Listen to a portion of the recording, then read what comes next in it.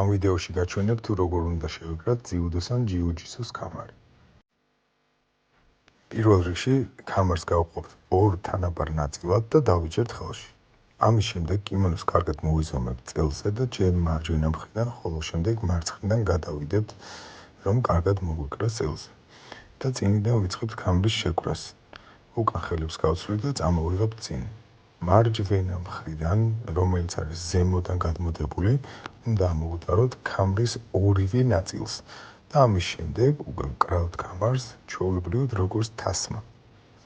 შეეცადეთ რომ კამარი არ გადაიკეცოს, რათა უფრო კარგად და ლამაზად დაჯდეს.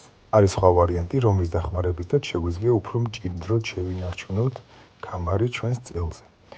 იგივე მოძრაობით შევკრავთ და ზედა ნაწილს ჩავუყრით ორ კამარს შორის მეორე მხარეს.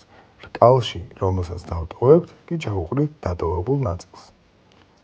ასეთი შეკრული კამარი უფრო ნაკლებად გაიხსნება.